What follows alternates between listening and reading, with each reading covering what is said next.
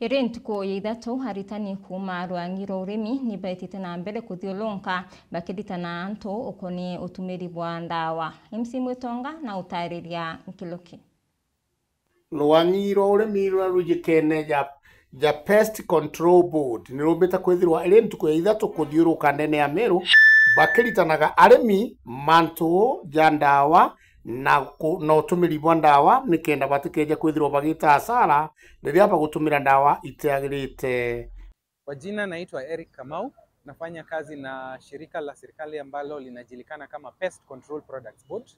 Hili ni shirika limepewa jukumu ya kisheria ya kusajili ama kudhibiti madawa ya shambani na yale madawa ambayo tunatumia kudhibiti wadudu waharibifu na wanaoleta madhara, yani madawa ya public health. Leo tuko na furaha kuwa hapa Meru. Tumekuwa na hafla ya siku 3 ya roadshow na tumekuja kupatia wakulima ujumbe fulani.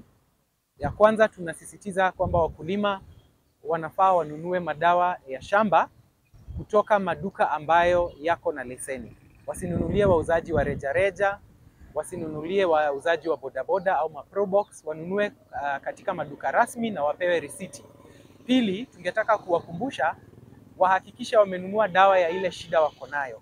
Wahakikisha wamejua ni shida gani wako nayo, na kama hawaelewi kabisa wanaweza wakatafuta utaalamu wa extension officers ama wakiwa pale kwenye agrovet waeleze shida kikamilifu ili wapewe ile dawa inafaa.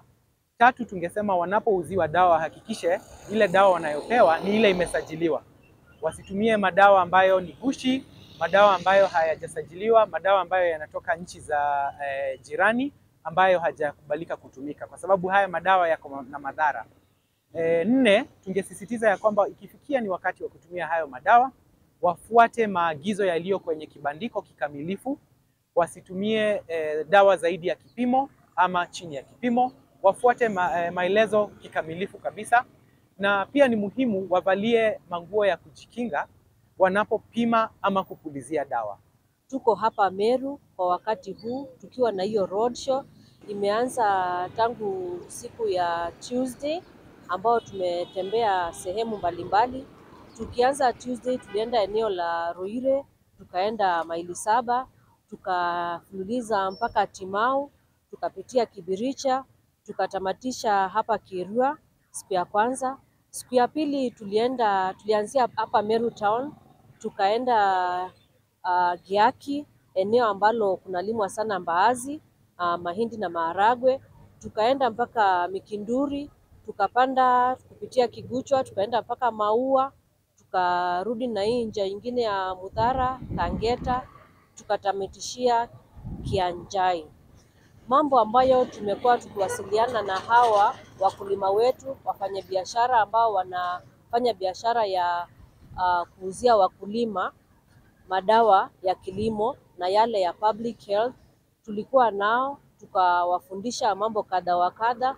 Moja yao ikiwa kwamba ni muhimu sana kutumia dawa ambazo zimesajiliwa, na tulikubaliana nao wakateleza kwamba saa zingine wanapatana na changamoto.